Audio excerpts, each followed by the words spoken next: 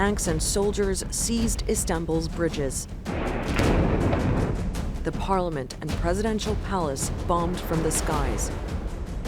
An anchor forced at gunpoint to declare the army was in control. A mutiny had emerged from the shadows and appeared to have won. But Turkey's president sent his own message to the nation. Milletçe meydanlarda, havalimanında toplanalım ve bunların o azınlık grubu tanklarıyla, toplarıyla gelsinler, ne yapacaklarsa halka orada yapsınlar. The tide turned. Thousands of people took to the streets, confronting soldiers face to face. Within hours, they surrendered. Their coup had failed.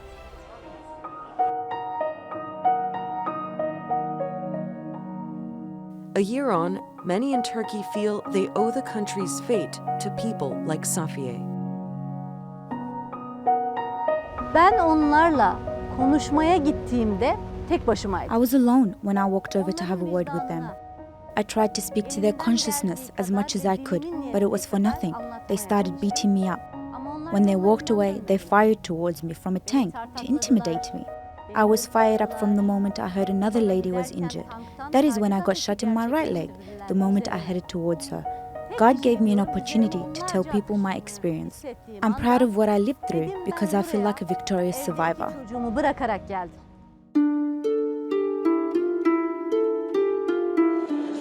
July 15th was a dark day for Turkey, but it was also celebrated as a victory. This was the country's first and only attempted overthrow that failed. Turkey has a long and complicated history of military coups d'etats. The army overthrew the government and took power 4 times since 1960. The difference this time was that a secretive network led by exiled cleric Fethullah Gulen is thought to have been behind the coup. To the state, they're a terrorist network that had embedded itself into the organs of government. But the Turkish military's highest commanders were not involved. They took also a very clear stance, not only delegitimizing again at that level the coup attempt itself, but also materially decapacitating it. For many weeks after the coup, the country was awash with national pride. In a rare show of unity, Turkey's main political parties also stood together. We have 240 martyrs. These are the lions that lost their lives for our democracy. 1 year on, Turkey has changed in many ways, and political rivalries have returned. Istanbul's Bosphorus Bridge has even been renamed as Martyrs Bridge. But stories of bravery live on. Stories of people like Safiye and the hundreds who lost their lives. Sandra Gottman, The Newsmakers.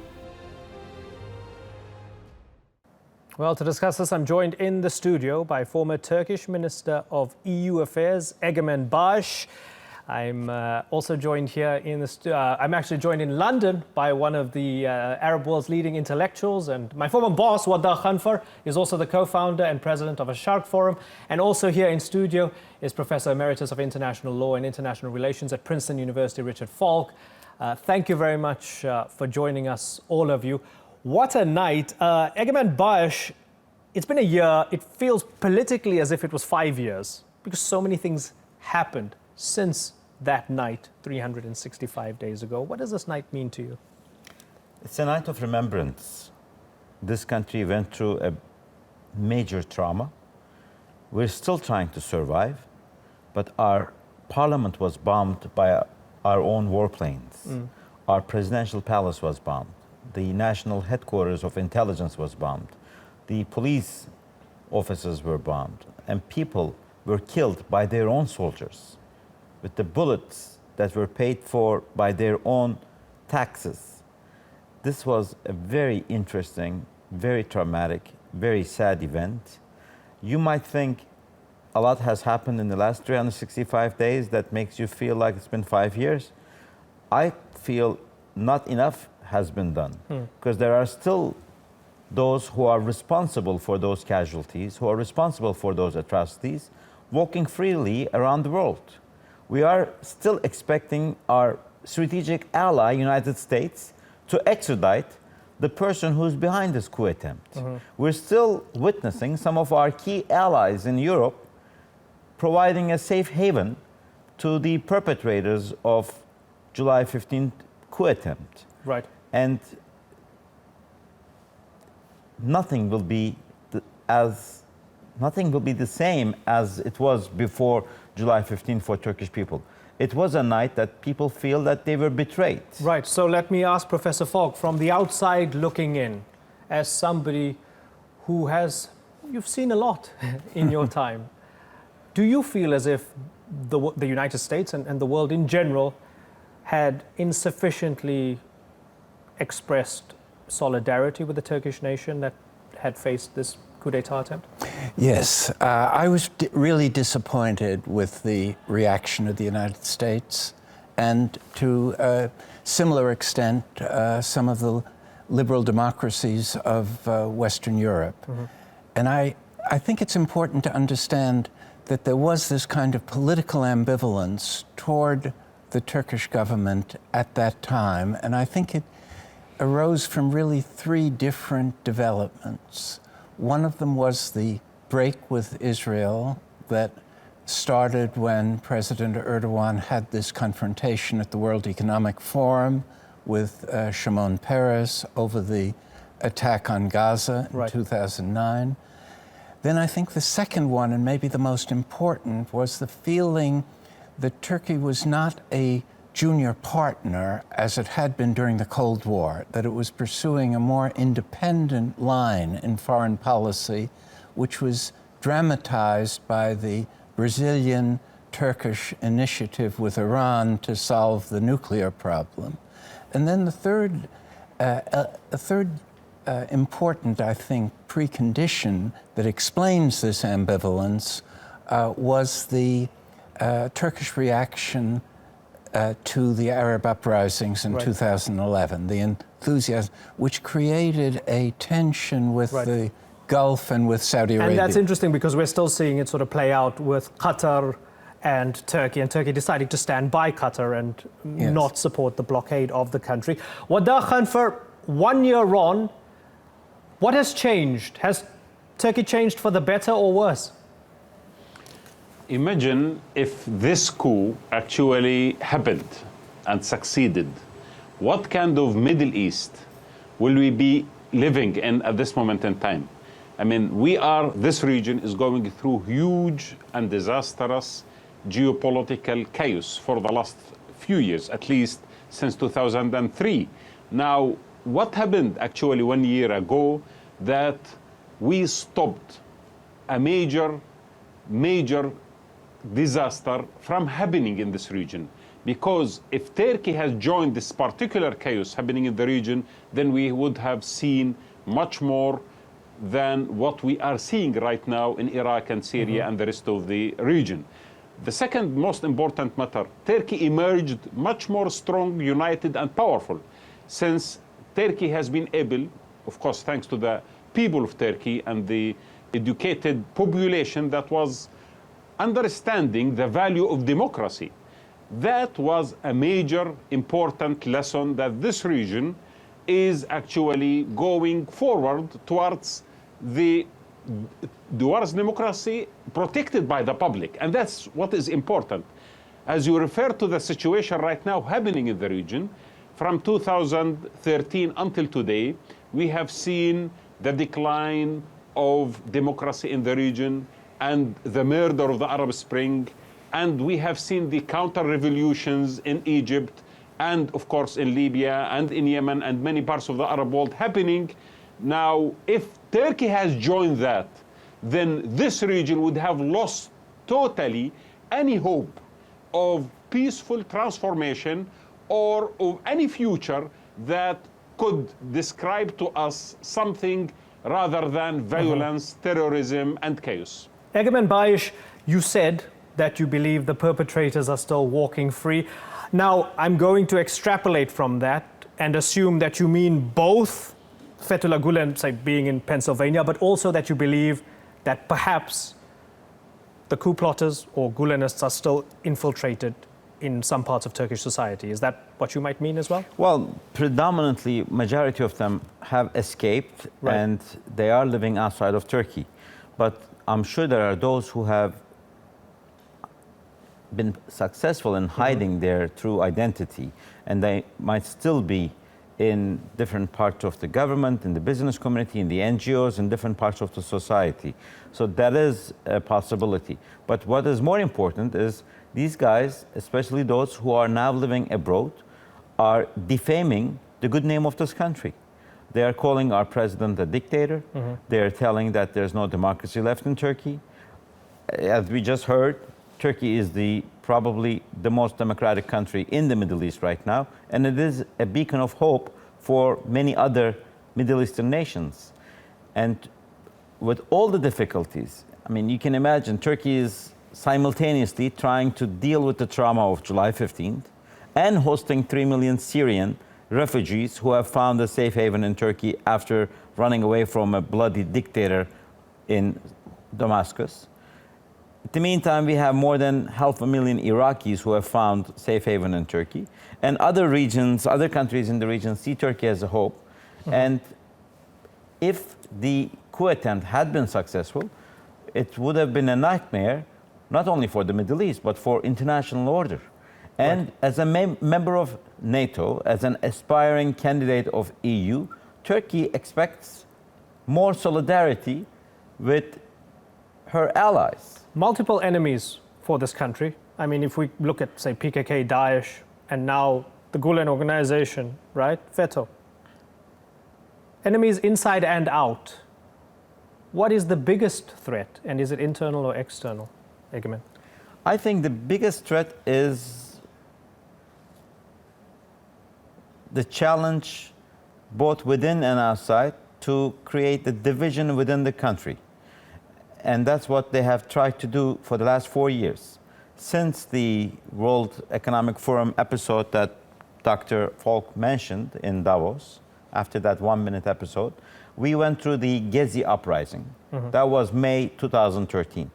And then we had the December 17 and 25 judicial coup attempts in 2013. Then we had the Kobani incidents where they tried to dig holes on the streets throughout the southeast and create a division between the Turks and the Kurds. And then there was a rise in terrorism, the attacks in Urfa, Gaziantep, Ankara train station, Istanbul, Sultanahmet, and the airport, and then eventually Reyna. And on top of that, they tried to create a division between Turkey and one of the aspiring new economic partners, Russia, by taking down the Russian plane, and then the killing of the Russian ambassador, and then this July 15th episode. I mean, Turkey was never left alone, and there's one problem after another, and we have been very lucky and smart in dealing with all these multi-challenges undoubtedly, and it's always been a tough geography, has it not, right? But for the last 4 years, it's been tougher. It's been a tough geography and extremely tough. I mean, a lot of Turks even tell me this is even crazy for us these past few years, and we're used to a certain semblance of chaos. Professor Falk, unspeakable things happened on that night. 249 people killed. They bombed the parliament. They bombed the intelligence headquarters. Civilians were executed.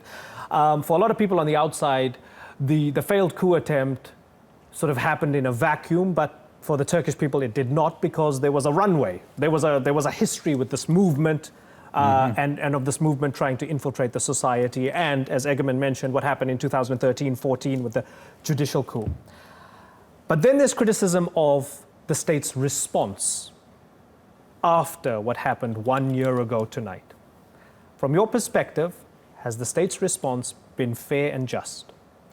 It's a very hard question for somebody outside the country to pass judgment on how a government tries to restore security after the kind of traumatic events that we've heard about, and after the multiple threats to security that Turkey faces. So I feel too many Americans try to judge what other countries do internally under crisis situations. And I would not pass judgment on that as an outsider. What I would say is that ultimately, security depends on establishing a real democratic trust between the people and the state. And that requires real fidelity to the rule of law.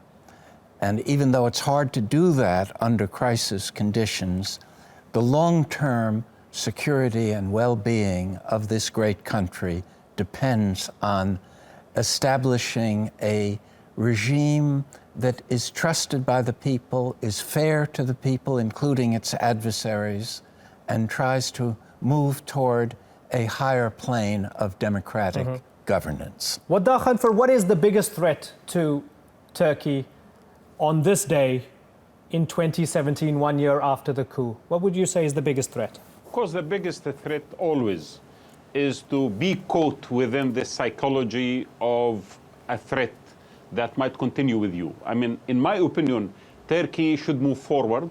Turkey should embrace the future, should move way far from the psychology of the coup itself. Now, I do feel that Turkey has really done a great job during the last year of consolidating the situation inside the country. We had a referendum, and now we have a new constitution.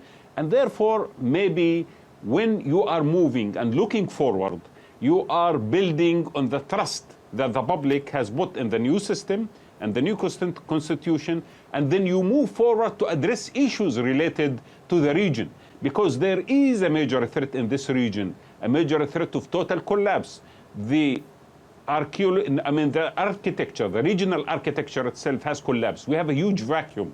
And now we see attempts of restructuring the region done by certain players within the region, while, in my opinion, Turkey and Iran, of course, the major two countries in the region, should be talking to each other, trying to consolidate a new understanding of how to stabilize the region. Because the threat of abandoning a regional understanding and the regional concept of integration, or at least minimizing the risk of further the destruction, is necessary at this moment in time to preserve the interest of both Turkey and Iran and the rest of the region altogether. So we are hoping that Turkey will emerge out of this in order to lead, in order to influence, in order to take its regional position and to move forward with the region to build a new structure that could prevent further escalation of chaos in this part of the world. See, Egemen Bash, this is fascinating, right? And I know you have to go in a few minutes because we're looking at those live pictures and you're going to the bridge, right? You're going to give a speech. I will be. I'm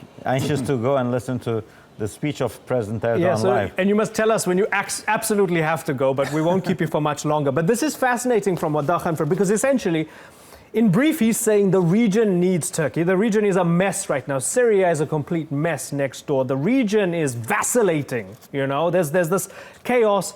Turkey is one of the few stable powers in the region, or one of the few powers that can bring about stability. But then I go back to what I asked you earlier on. How do you do that? How do you do that in a confident way when you're still not sure if your armed forces, your judiciary, your politics are infiltrated by a subversive group that wants to overthrow it? How do you do all of that while you still have such an incredible threat within? Well, because we have to. We have to do it. It's a major responsibility. All those people, billions of people in the world, not only in the Islamic world, but the humanity that feels isolated from the West, sees Turkey as a beacon of hope.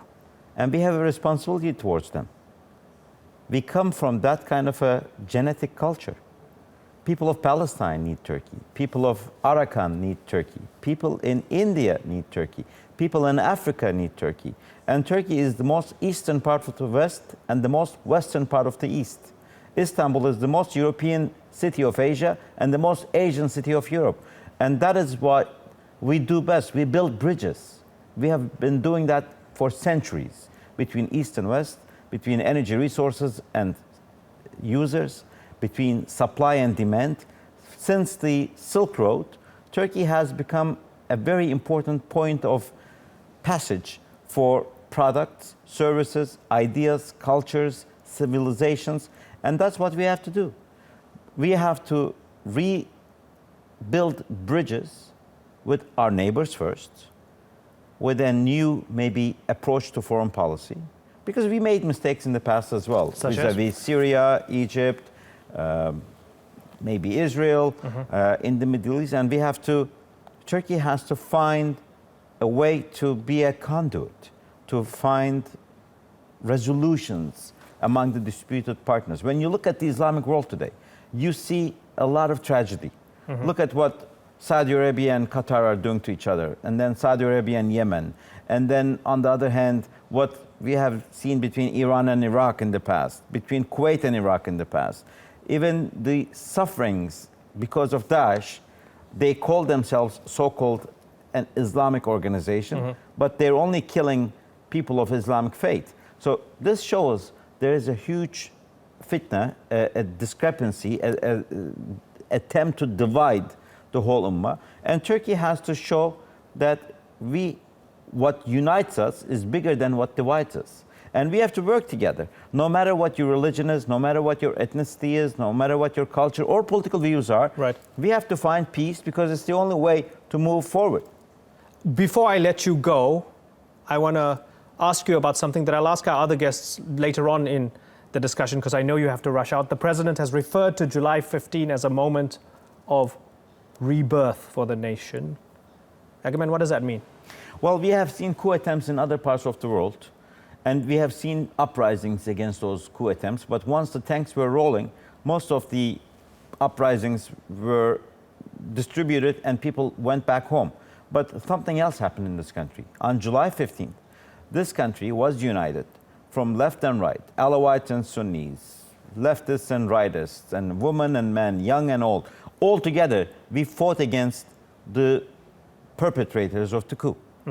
And people found very innovative ways to stop tanks, to stop helicopters, and they did not mind losing their lives.